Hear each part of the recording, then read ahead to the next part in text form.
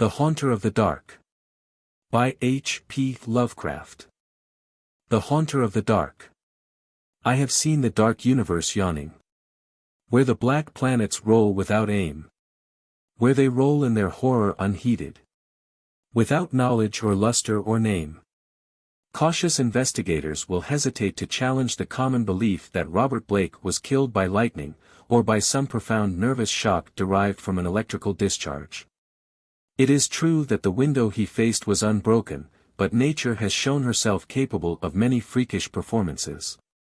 The expression on his face may easily have arisen from some obscure muscular source unrelated to anything he saw. While the entries in his diary are clearly the result of a fantastic imagination aroused by certain local superstitions and by certain old matters he had uncovered. As for the anomalous conditions at the deserted Church of Federal Hill, the shrewd analyst is not slow in attributing them to some charlatanry, conscious or unconscious, with at least some of which Bloch was secretly connected. For after all, the victim was a writer and painter wholly devoted to the field of myth, dream, terror, and superstition, and avid in his quest for scenes and effects of a bizarre, spectral sort. His earlier stay in the city, a visit to a strange old man as deeply given to occult and forbidden lore as he, had ended amidst death and flame, and it must have been some morbid instinct which drew him back from his home in Milwaukee. He may have known of the old stories despite his statements to the contrary in the diary, and his death may have nipped in the bud some stupendous hoax destined to have a literary reflection. Among those, however, who have examined and correlated all this evidence, there remain several who cling to less rational and commonplace theories.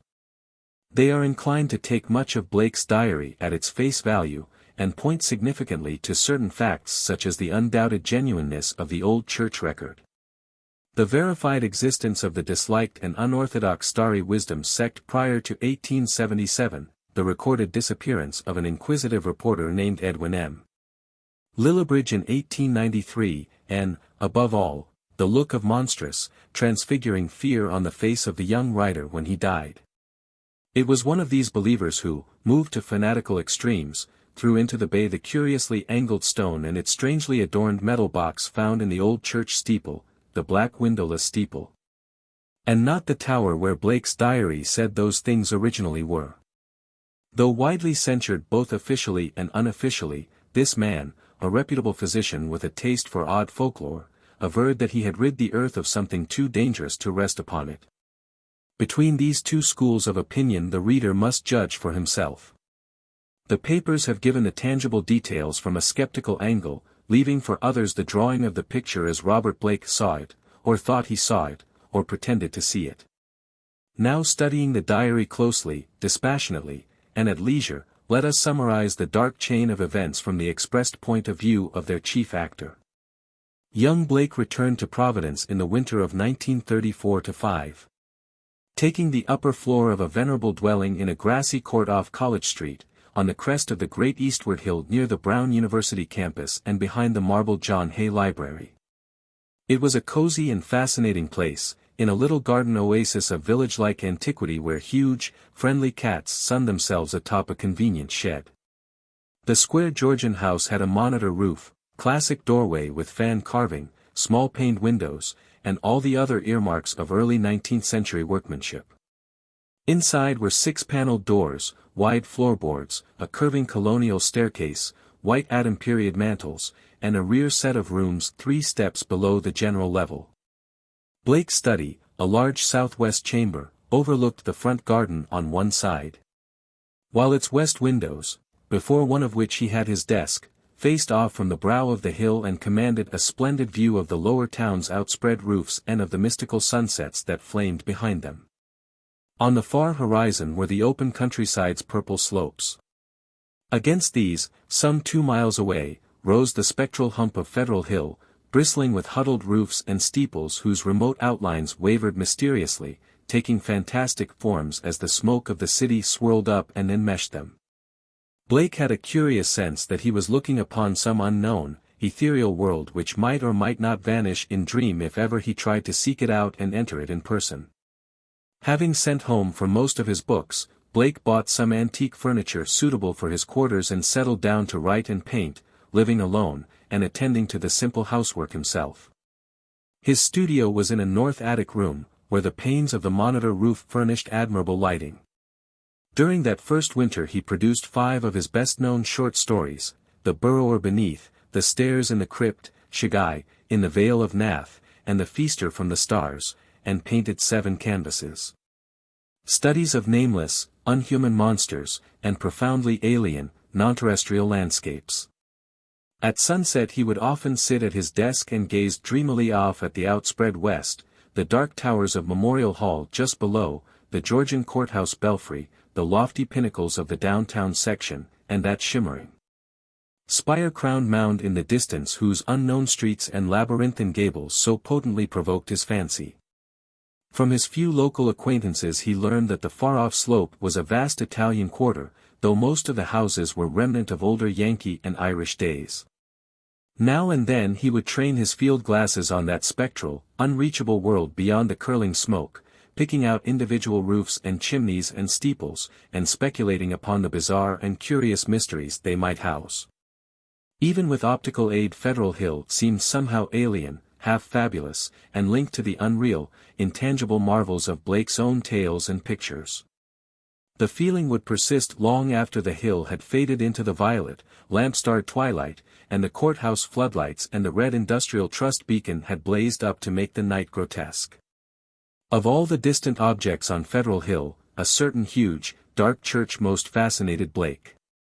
It stood out with a special distinctness at certain hours of the day, and at sunset the great tower and tapering steeple loomed blackly against the flaming sky. It seemed to rest on especially high ground. For the grimy facade, and the obliquely seen north side with sloping roof and the tops of great pointed windows, rose boldly above the tangle of surrounding ridgepoles and chimney-pots. Peculiarly grim and austere, it appeared to be built of stone, stained and weathered with the smoke and storms of a century and more. The style, so far as the glass could show, was that earliest experimental form of Gothic revival which preceded the stately Upjohn period and held over some of the outlines and proportions of the Georgian age. Perhaps it was reared around 1810 or 1815. As months passed, Blake watched the far-off, forbidding structure with an oddly mounting interest. Since the vast windows were never lighted, he knew that it must be vacant. The longer he watched, the more his imagination worked, till at length he began to fancy curious things. He believed that a vague, singular aura of desolation hovered over the place, so that even the pigeons and swallows shunned its smoky eaves. Around other towers and belfries his glass would reveal great flocks of birds, but here they never rested. At least, that is what he thought and set down in his diary. He pointed the place out to several friends, but none of them had even been on Federal Hill or possessed the faintest notion of what the church was or had been. In the spring a deep restlessness gripped Blake. He had begun his long-planned novel, based on a supposed survival of the witch cult in Maine, but was strangely unable to make progress with it. More and more he would sit at his westward window and gaze at the distant hill and the black, frowning steeple shunned by the birds. When the delicate leaves came out on the garden boughs the world was filled with a new beauty, but Blake's restlessness was merely increased. It was then that he first thought of crossing the city and climbing bodily up that fabulous slope into the smoke-wreathed world of dream. Late in April, just before the aeon-shadowed Walpurgis time, Blake made his first trip into the unknown. Plodding through the endless downtown streets and the bleak, decayed squares beyond, he came finally upon the ascending avenue of century-worn steps, sagging Doric porches, and blear-paned cupolas which he felt must lead up to the long-known, unreachable world beyond the mists. There were dingy blue and white street signs which meant nothing to him, and presently he noted the strange, dark faces of the drifting crowds, and the foreign signs over curious shops in brown, decade-weathered buildings. Nowhere could he find any of the objects he had seen from afar, so that once more he half fancied that the Federal Hill of that distant view was a dream world never to be trod by living human feet. Now and then a battered church facade or crumbling spire came in sight, but never the blackened pile that he sought. When he asked a shopkeeper about a great stone church the man smiled and shook his head, though he spoke English freely. As Blake climbed higher, the region seemed stranger and stranger, with bewildering mazes of brooding brown alleys leading eternally off to the south. He crossed 2 or 3 broad avenues, and once thought he glimpsed a familiar tower. Again he asked a merchant about the massive church of stone, and this time he could have sworn that the plea of ignorance was feigned. The dark man's face had a look of fear which he tried to hide, and Blake saw him make a curious sign with his right hand. Then suddenly a black spire stood out against the cloudy sky on his left, above the tiers of brown roofs lining the tangled southerly alleys. Blake knew at once what it was, and plunged toward it through the squalid, unpaved lanes that climbed from the avenue. Twice he lost his way, but he somehow dared not ask any of the patriarchs or housewives who sat on their doorsteps, or any of the children who shouted and played in the mud of the shadowy lanes. At last he saw the tower plain against the southwest, and a huge stone bulk rose darkly at the end of an alley. Presently he stood in a windswept open square, quaintly cobblestoned, with a high bank wall on the farther side. This was the end of his quest. For upon the wide, iron-railed, weed-grown plateau which the wall supported, a separate, lesser world raised fully 6 feet above the surrounding streets, there stood a grim, Titan bulk whose identity, despite Blake's new perspective, was beyond dispute. The vacant church was in a state of great decrepitude. Some of the high stone buttresses had fallen, and several delicate finials lay half lost among the brown, neglected weeds and grasses. The sooty Gothic windows were largely unbroken, though many of the stone mullions were missing. Blake wondered how the obscurely painted panes could have survived so well, in view of the known habits of small boys the world over. The massive doors were intact and tightly closed. Around the top of the bank wall, fully enclosing the grounds, was a rusty iron fence whose gate, at the head of a flight of steps from the square, was visibly padlocked. The path from the gate to the building was completely overgrown. Desolation and decay hung like a pall above the place, and in the birdless eaves and black, ivyless walls Blake felt a touch of the dimly sinister beyond his power to define. There were very few people in the square, but Blake saw a policeman at the northerly end and approached him with questions about the church. He was a great wholesome Irishman, and it seemed odd that he would do little more than make the sign of the cross and mutter that people never spoke of that building. When Blake pressed him he said very hurriedly that the Italian priest warned everybody against it, vowing that a monstrous evil had once dwelt there and left its mark. He himself had heard dark whispers of it from his father, who recalled certain sounds and rumors from his boyhood.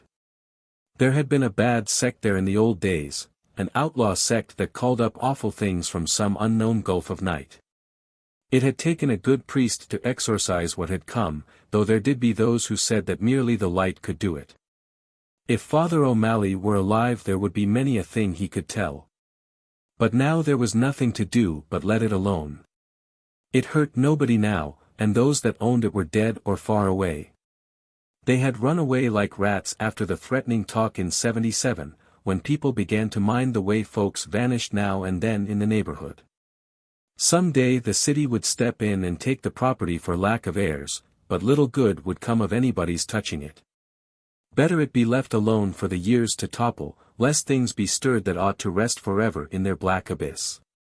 After the policeman had gone Blake stood staring at the sullen steepled pile.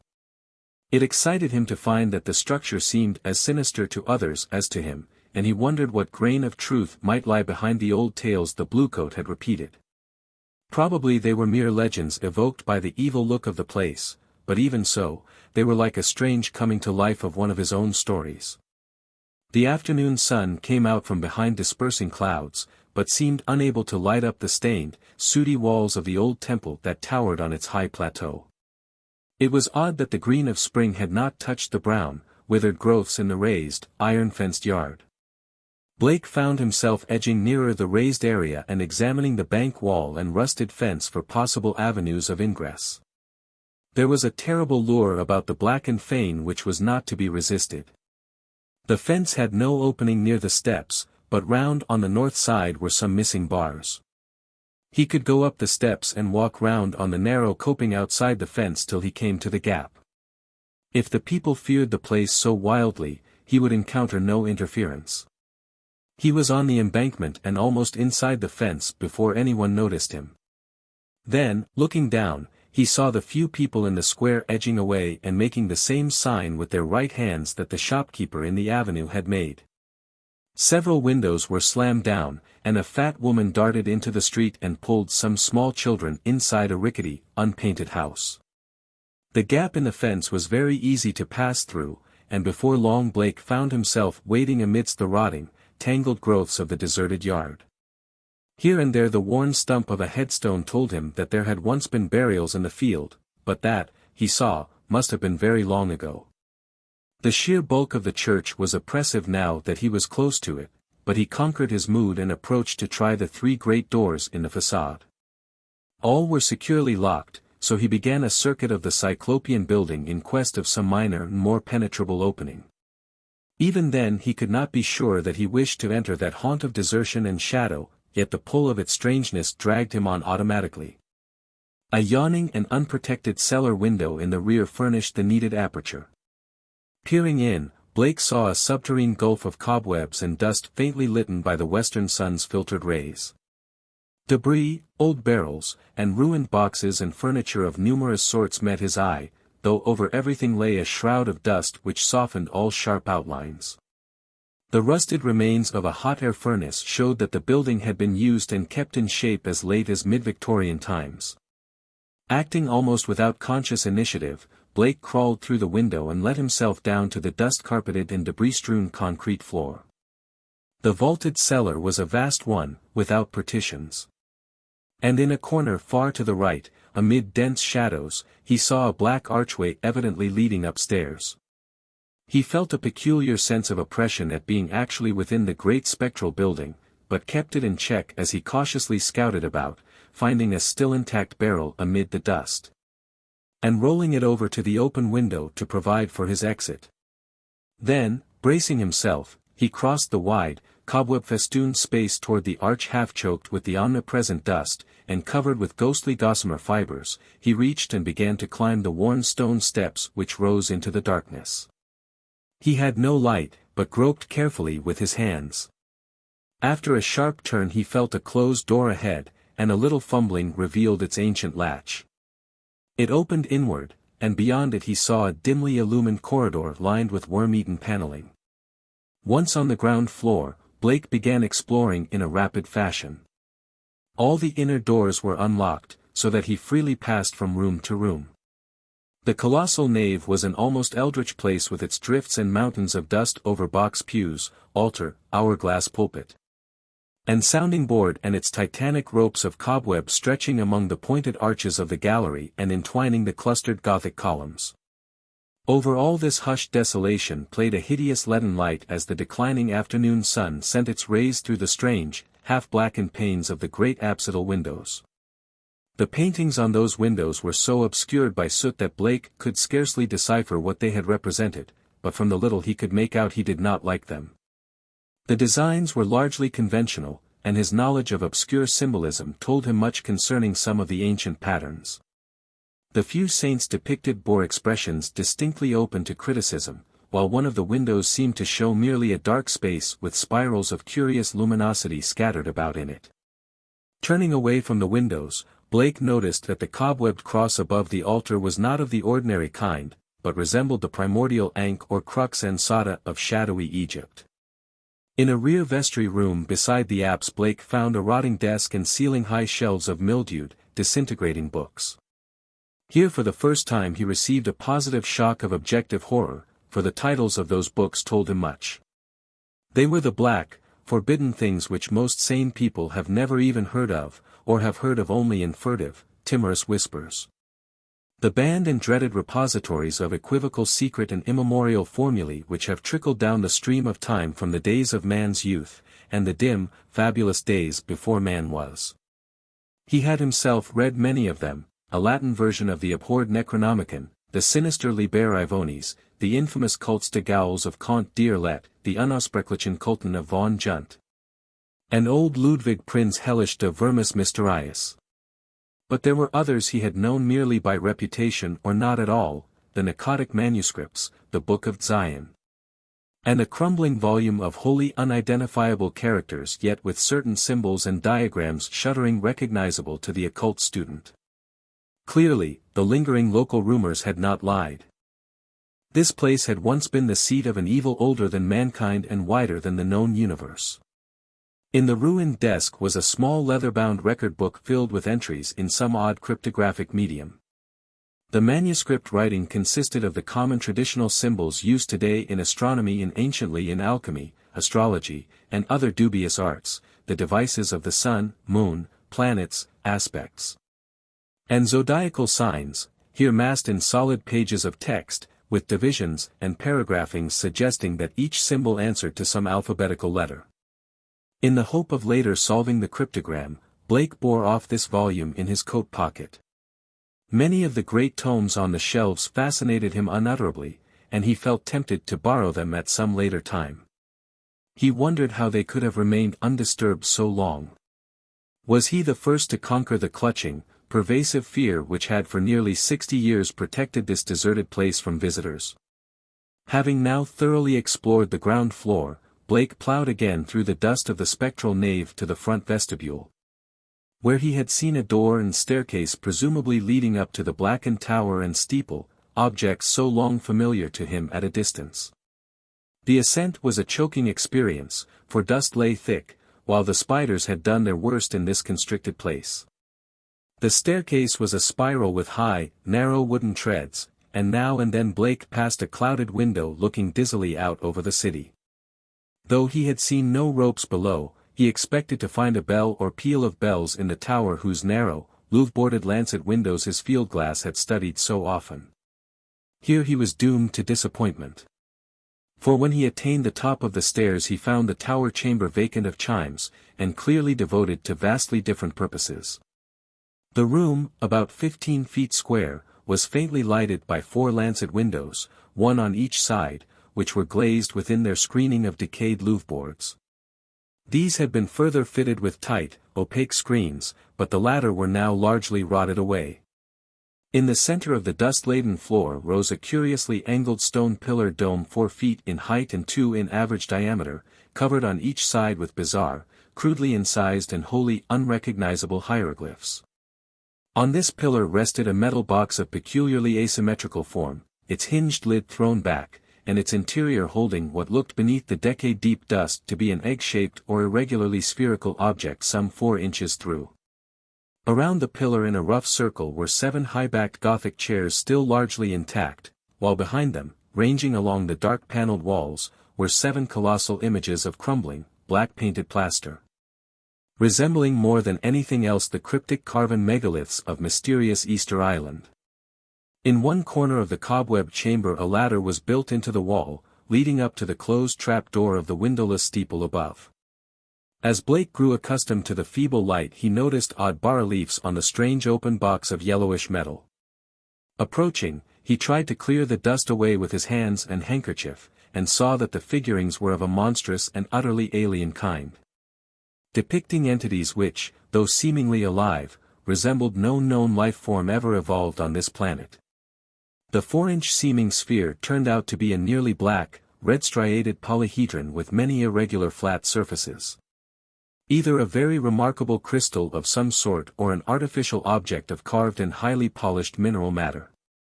It did not touch the bottom of the box, but was held suspended by means of a metal band around its center, with 7 queerly designed supports extending horizontally to angles of the box's inner wall near the top. This stone, once exposed, exerted upon Blake an almost alarming fascination. He could scarcely tear his eyes from it, and as he looked at its glistening surfaces he almost fancied it was transparent, with half-formed worlds of wonder within. Into his mind floated pictures of alien orbs with great stone towers, and other orbs with Titan mountains and no mark of life, and still remoter spaces where only a stirring in vague blacknesses told of the presence of consciousness and will. When he did look away, it was to notice a somewhat singular mound of dust in the far corner near the ladder to the steeple. Just why it took his attention he could not tell, but something in its contours carried a message to his unconscious mind. Plowing toward it, and brushing aside the hanging cobwebs as he went, he began to discern something grim about it. Hand and handkerchief soon revealed the truth, and Blake gasped with a baffling mixture of emotions. It was a human skeleton, and it must have been there for a very long time. The clothing was in shreds, but some buttons and fragments of cloth bespoke a man's grey suit. There were other bits of evidence: shoes, metal clasps, huge buttons for round cuffs, a stickpin of bygone pattern, a reporter's badge with the name of the old Providence Telegram, and a crumbling leather pocketbook. Blake examined the latter with care, finding within it several bills of antiquated issue, a celluloid advertising calendar for 1893, some cards with the name Edwin M. Lillibridge, and a paper covered with penciled memoranda. This paper held much of a puzzling nature, and Blake read it carefully at the dim westward window. Its disjointed text included such phrases as the following. Prof. Enoch Bowen home from Egypt May 1844, buys old free will church in July, his archaeological work and studies in occult well known. Dr. Drown of Fourth Baptist warns against starry wisdom in sermon December 29, 1844. Congregation 97 by end of 45. 1846, 3 disappearances, first mention of shining trapezohedron. 7 disappearances 1848, stories of blood sacrifice begin. Investigation 1853 comes to nothing, stories of sounds. Fr. O'Malley tells of devil worship with box found in great Egyptian ruins, says they call up something that can't exist in light.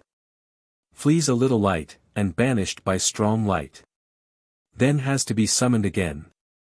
Probably got this from deathbed confession of Francis X. Feeney, who had joined Starry Wisdom in 49. These people say the shining trapezohedron shows them heaven and other worlds, and that the haunter of the dark tells them secrets in some way. Story of Orrenby, Eddy 1857.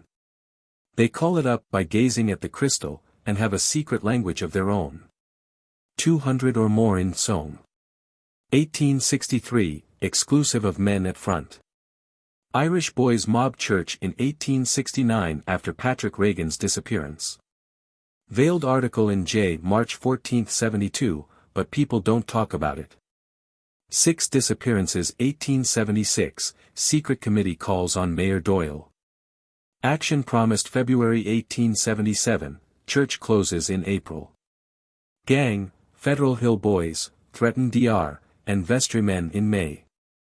181 persons leave city before end of 77, mention no names. Ghost stories begin around 1880, try to ascertain truth of report that no human being has entered church since 1877. Ask Lanigan for photograph of place taken 1851. Restoring the paper to the pocketbook and placing the latter in his coat, Blake turned to look down at the skeleton in the dust. The implications of the notes were clear, and there could be no doubt but that this man had come to the deserted edifice 42 years before in quest of a newspaper sensation which no one else had been bold enough to attempt. Perhaps no one else had known of his plan, who could tell? But he had never returned to his paper. Had some bravely suppressed fear risen to overcome him and bring on sudden heart failure? Blake stooped over the gleaming bones and noted their peculiar state. Some of them were badly scattered, and a few seemed oddly dissolved at the ends. Others were strangely yellowed, with vague suggestions of charring. This charring extended to some of the fragments of clothing. The skull was in a very peculiar state, stained yellow, and with a charred aperture in the top as if some powerful acid had eaten through the solid bone. What had happened to the skeleton during its 4 decades of silent entombment here Blake could not imagine. Before he realized it, he was looking at the stone again, and letting its curious influence call up a nebulous pageantry in his mind. He saw processions of robed, hooded figures whose outlines were not human, and looked on endless leagues of desert lined with carved, sky-reaching monoliths. He saw towers and walls in night depths under the sea, and vortices of space where wisps of black mist floated before thin shimmerings of cold purple haze. And beyond all else he glimpsed an infinite gulf of darkness, where solid and semi-solid forms were known only by their windy stirrings. And cloudy patterns of force seemed to superimpose order on chaos and hold forth a key to all the paradoxes and arcana of the worlds we know. Then all at once the spell was broken by an access of gnawing, indeterminate panic fear. Blake choked and turned away from the stone, conscious of some formless alien presence close to him and watching him with horrible intentness. He felt entangled with something which was not in the stone, but which had looked through it at him, something which would ceaselessly follow him with a cognition that was not physical sight.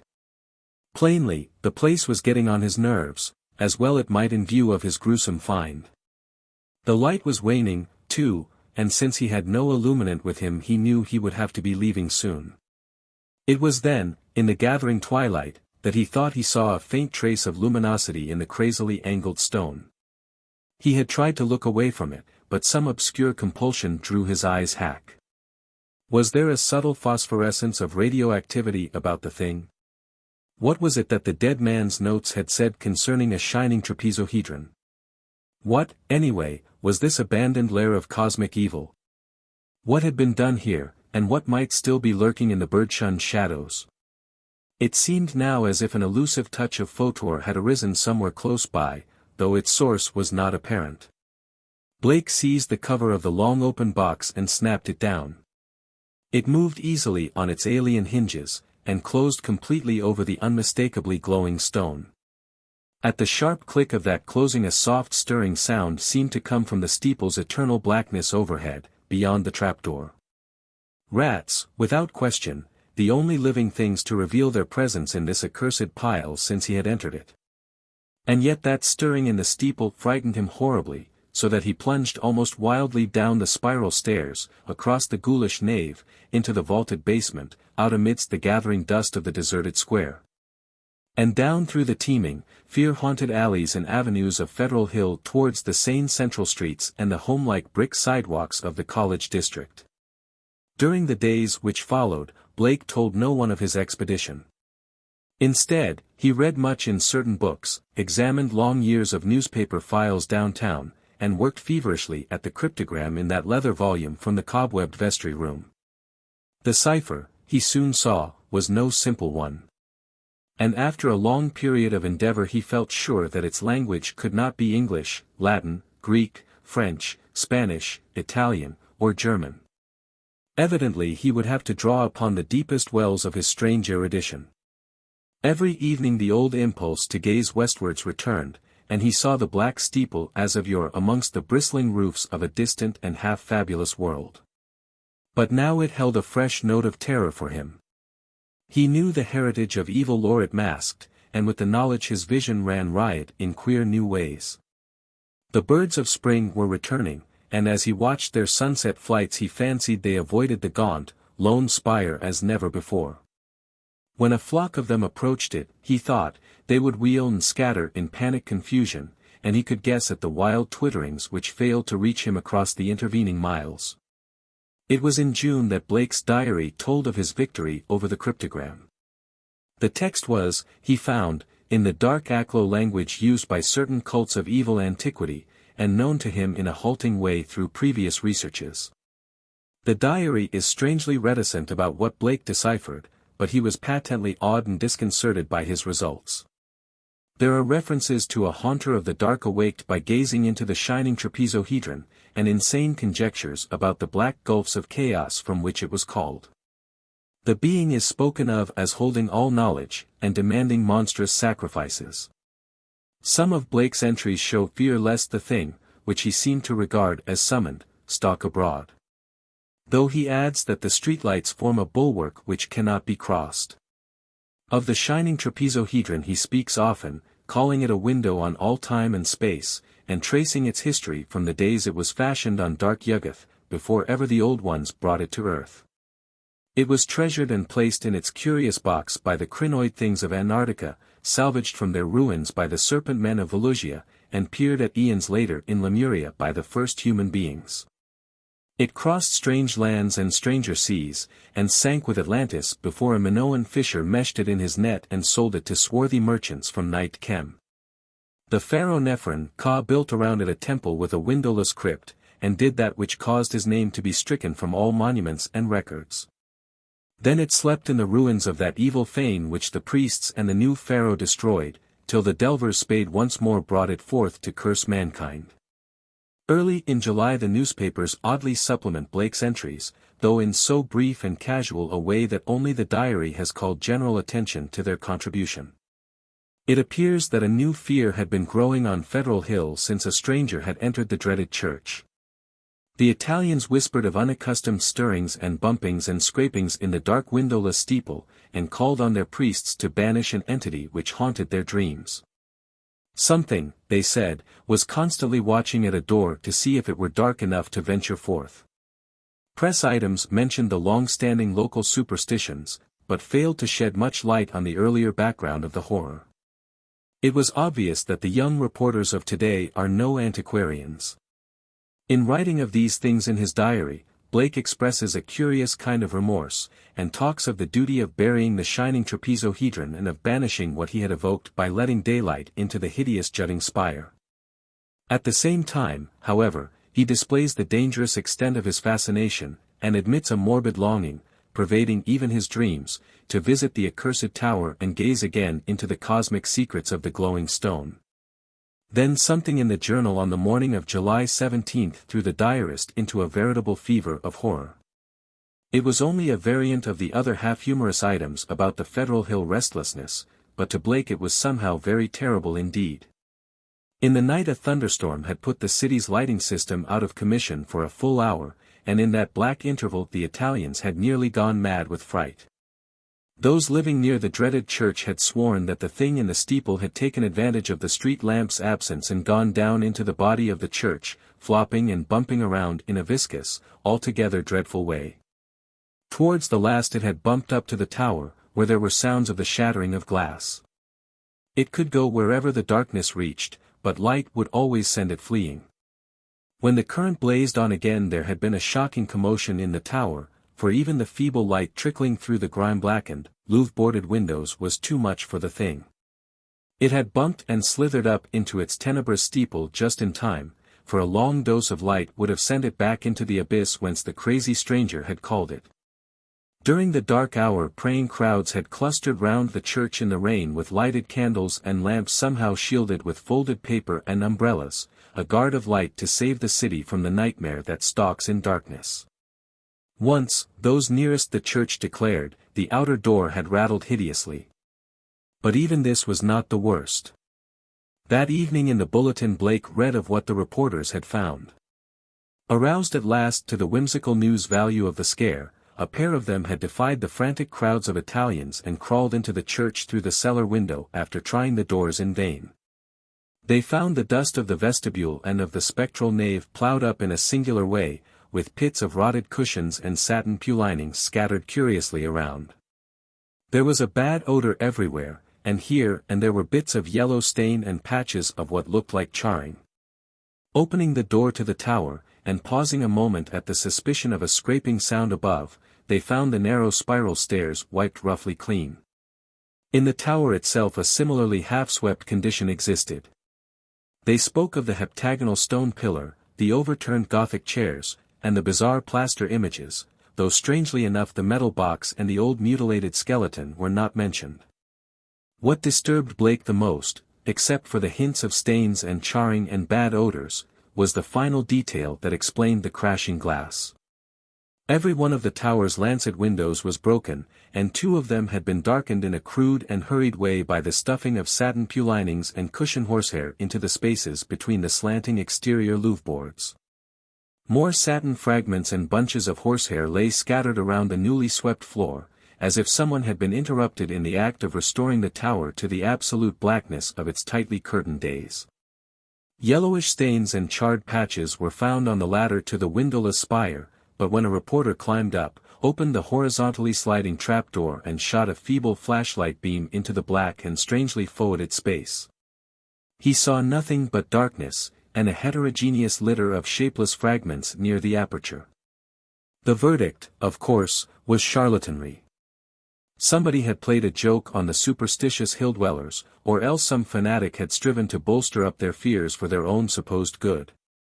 Or perhaps some of the younger and more sophisticated dwellers had staged an elaborate hoax on the outside world. There was an amusing aftermath when the police sent an officer to verify the reports. 3 men in succession found ways of evading the assignment, and the fourth went very reluctantly and returned very soon without adding to the account given by the reporters. From this point onwards Blake's diary shows a mounting tide of insidious horror and nervous apprehension. He upbraids himself for not doing something, and speculates wildly on the consequences of another electrical breakdown. It had been verified that on 3 occasions during thunderstorms, he telephoned the electric light company in a frantic vein and asked that desperate precautions against a lapse of power be taken. Now and then his entries show concern over the failure of the reporters to find the metal box and stone, and the strangely marred old skeleton, when they explored the shadowy tower room. He assumed that these things had been removed, whither, and by whom or what, he could only guess. But his worst fears concerned himself, and the kind of unholy rapport he felt to exist between his mind and that lurking horror in the distant steeple, that monstrous thing of night which his rashness had called out of the ultimate black spaces. He seemed to feel a constant tugging at his will, and callers of that period remember how he would sit abstractedly at his desk and stare out of the west window at that far-off spire-bristling mound beyond the swirling smoke of the city. His entries dwell monotonously on certain terrible dreams, and of a strengthening of the unholy rapport in his sleep. There is mention of a night when he awakened to find himself fully dressed, outdoors, and headed automatically down College Hill towards the west. Again and again he dwells on the fact that the thing in the steeple knows where to find him. The week following July 30th is recalled as the time of Blake's partial breakdown. He did not dress, and ordered all his food by telephone. Visitors remarked the cords he kept near his bed, and he said that sleepwalking had forced him to bind his ankles every night with knots which would probably hold or else waken him with the labor of untying. In his diary he told of the hideous experience which had brought the collapse. After retiring on the night of the 30th, he had suddenly found himself groping about in an almost black space. All he could see were short, faint, horizontal streaks of bluish light, but he could smell an overpowering photor and hear a curious jumble of soft, furtive sounds above him. Whenever he moved he stumbled over something, and at each noise there would come a sort of answering sound from above, a vague stirring, mixed with the cautious sliding of wood on wood. Once his groping hands encountered a pillar of stone with a vacant top, whilst later he found himself clutching the rungs of a ladder built into the wall, and fumbling his uncertain way upwards towards some region of intenser stench where a hot, searing blast beat down against him. Before his eyes a kaleidoscopic range of phantasmal images played, all of them dissolving at intervals into the picture of a vast, unplumbed abyss of night wherein whirled suns and worlds of an even profounder blackness. He thought of the ancient legends of ultimate chaos, at whose center sprawls the blind idiot god Yog-Sothoth, lord of all things, encircled by his flopping horde of mindless and amorphous dancers, and lulled by the thin monotonous piping of a demoniac flute held in nameless paws. Then a sharp report from the outer world broke through his stupor and roused him to the unutterable horror of his position. What it was, he never knew. Perhaps it was some belated peal from the fireworks heard all summer on Federal Hill as the dwellers hailed their various patron saints, or the saints of their native villages in Italy. In any event he shrieked aloud, dropped frantically from the ladder, and stumbled blindly across the obstructed floor of the almost lightless chamber that encompassed him.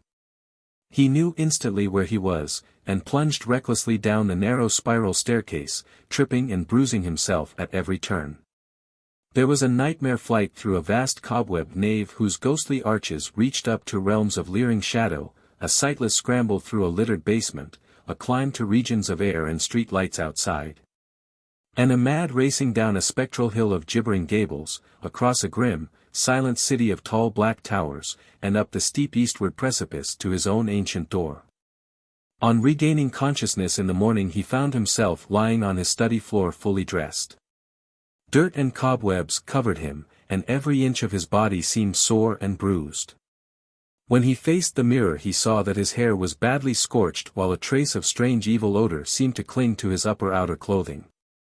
It was then that his nerves broke down. Thereafter, lounging exhaustedly about in a dressing gown, he did little but stare from his west window, shiver at the threat of thunder, and make wild entries in his diary.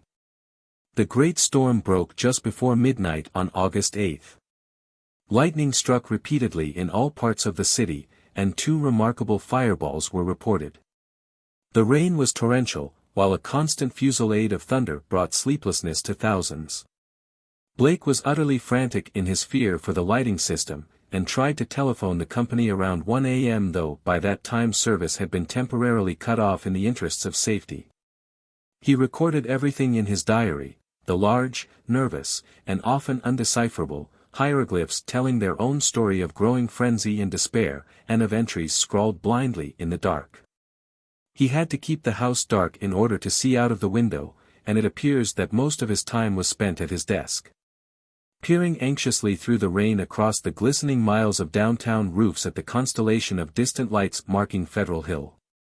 Now and then he would fumblingly make an entry in his diary, so that detached phrases such as, "The lights must not go, it knows where I am, I must destroy it," and, "It is calling to me, but perhaps it means no injury this time," are found scattered down 2 of the pages. Then the lights went out all over the city. It happened at 2:12 a.m. according to Powerhouse records, but Blake's diary gives no indication of the time. The entry is merely, "Lights out, God help me." On Federal Hill there were watchers as anxious as he, and rain-soaked knots of men paraded the square and alleys around the evil church with umbrella-shaded candles, electric flashlights, oil lanterns, crucifixes, and obscure charms of the many sorts common to southern Italy. They blessed each flash of lightning, and made cryptical signs of fear with their right hands when a turn in the storm caused the flashes to lessen and finally to cease altogether. A rising wind blew out most of the candles, so that the scene grew threatening dark. Someone roused Father Merluzzo of Spirito Santo Church, and he hastened to the dismal square to pronounce whatever helpful syllables he could. Of the restless and curious sounds in the blackened tower, there could be no doubt whatever. For what happened at 2:35 we have the testimony of the priest, a young, intelligent, and well-educated person, of Patrolman William J. Monahan of the Central Station, an officer of the highest reliability who had paused at that part of his beat to inspect the crowd. And of most of the 78 men who had gathered around the church's high back wall, especially those in the square where the eastward facade was visible. Of course there was nothing which can be proved as being outside the order of nature. The possible causes of such an event are many. No one can speak with certainty of the obscure chemical processes arising in a vast, ancient, ill-aired, and long-deserted building of heterogeneous contents. Mephitic vapors, spontaneous combustion pressure of gases born of long decay, any one of numberless phenomena might be responsible. And then, of course, the factor of conscious charlatanry can by no means be excluded. The thing was really quite simple in itself, and covered less than 3 minutes of actual time. Father Merluzzo, always a precise man, looked at his watch repeatedly. It started with a definite swelling of the dull fumbling sounds inside the black tower. There had for some time been a vague exhalation of strange, evil odors from the church, and this had now become emphatic and offensive. Then at last there was a sound of splintering wood and a large, heavy object crashed down in the yard beneath the frowning easterly facade. The tower was invisible now that the candles would not burn, but as the object neared the ground the people knew that it was the smoke-grimed louvre boarding of that tower's east window. Immediately afterwards an utterly unbearable photor welled forth from the unseen heights, choking and sickening the trembling watchers, and almost prostrating those in the square. At the same time the air trembled with a vibration as of flapping wings, and a sudden east-blowing wind more violent than any previous blast snatched off the hats and wrenched the dripping umbrellas from the crowd. Nothing definite could be seen in the candleless night. Though some upward-looking spectators thought they glimpsed a great spreading blur of denser blackness against the inky sky, something like a formless cloud of smoke that shot with meteor-like speed towards the east. That was all. The watchers were half numbed with fright, awe, and discomfort, and scarcely knew what to do, or whether to do anything at all. Not knowing what had happened, they did not relax their vigil. And a moment later they sent up a prayer as a sharp flash of belated lightning, followed by an ear-splitting crash of sound, rent the flooded heavens. Half an hour later the rain stopped, and in 15 minutes more the street lights sprang on again, sending the weary, bedraggled watchers relievedly back to their homes. The next day's papers gave these matters minor mention in connection with the general storm reports. It seems that the great lightning flash and deafening explosion which followed the Federal Hill occurrence were even more tremendous farther east, where a burst of the singular photor was likewise noticed. The phenomenon was most marked over College Hill, where the crash awakened all the sleeping inhabitants and led to a bewildered round of speculations. Of those who were already awake only a few saw the anomalous blaze of light near the top of the hill, or noticed the inexplicable upward rush of air which almost stripped the leaves from the trees and blasted the plants in the gardens. It was agreed that the lone, sudden lightning bolt must have struck somewhere in this neighborhood, though no trace of its striking could afterwards be found.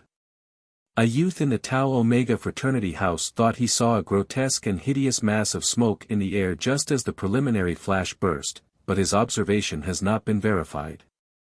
All of the few observers, however, agree as to the violent gust from the west and the flood of intolerable stench which preceded the belated stroke, whilst evidence concerning the momentary burned odor after the stroke is equally general. These points were discussed very carefully because of their probable connection with the death of Robert Blake. Students in the Psi Delta house, whose upper rear windows looked into Blake's study, noticed the blurred white face at the westward window on the morning of the 9th, and wondered what was wrong with the expression. When they saw the same face in the same position that evening, they felt worried, and watched for the lights to come up in his apartment. Later they rang the bell of the darkened flat, and finally had a policeman force the door. The rigid body sat bolt upright at the desk by the window, and when the intruders saw the glassy, bulging eyes, and the marks of stark, convulsive fright on the twisted features, they turned away in sickened dismay. Shortly afterwards the coroner's physician made an examination, and despite the unbroken window reported electrical shock, or nervous tension induced by electrical discharge, as the cause of death. The hideous expression he ignored altogether, deeming it a not improbable result of the profound shock as experienced by a person of such abnormal imagination and unbalanced emotions. He deduced these latter qualities from the books, paintings, and manuscripts found in the apartment, and from the blindly scrawled entries in the diary on the desk. Blake had prolonged his frenzied jottings to the last, and the broken pointed pencil was found clutched in his spasmodically contracted right hand. The entries after the failure of the lights were highly disjointed, and legible only in part. From them certain investigators have drawn conclusions differing greatly from the materialistic official verdict, but such speculations have little chance for belief among the conservative.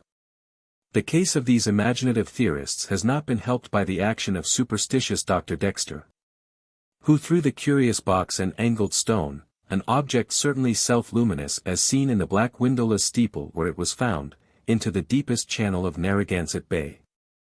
Excessive imagination and neurotic unbalance on Blake's part, aggravated by knowledge of the evil bygone cult whose startling traces he had uncovered, formed the dominant interpretation given those final frenzied jottings. These are the entries, or all that can be made of them. Lights still out, must be 5 minutes now. Everything depends on lightning. Yadeth grant it will keep up. Some influence seems beating through it. Rain and thunder and wind deafen. The thing is taking hold of my mind. Trouble with memory. I see things I never knew before. Other worlds and other galaxies. Dark. The lightning seems dark and the darkness seems light. It cannot be the real hill and church that I see in the pitch darkness.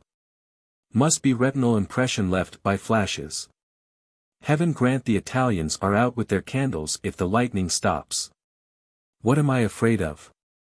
Is it not an avatar of Nyarlathotep, who in antique and shadowy Chem even took the form of man? I remember Yog-Sothoth, and more distant Shagai, and the ultimate void of the black planets. The long, winging flight through the void. Cannot cross the universe of light, recreated by the thoughts caught in the shining trapezohedron, send it through the horrible abysses of radiance. My name is Blake, Robert Harrison Blake of 620, East Knapp Street, Milwaukee, Wisconsin. I am on this planet. Azathoth have mercy. The lightning no longer flashes, horrible, I can see everything with a monstrous sense that is not sight, light is dark and dark is light, those people on the hill, guard, candles and charms, their priests. Sense of distance gone, far is near and near is far. No light, no glass, see that steeple, that tower, window, can hear, Roderick Usher, am mad or going mad, the thing is stirring and fumbling in the tower. I am it and it is I want to get out, must get out and unify the forces, it knows where I am. I am Robert Blake, but I see the tower in the dark. There is a monstrous odor, senses transfigured. Boarding at that tower window cracking and giving way. YGG. I see it, coming here, hell wind, Titan blue, black wing, Yog-Sothoth save me, the three-lobed burning eye. How do you find this book? Any thoughts about the book or the author? Any suggestion for improvement? Please take a moment to share your thoughts in a comment. If you like it, share it with your friends who might enjoy it as well. Subscribe to keep in touch. Visit CompleteAudiobooks.com for more quality content.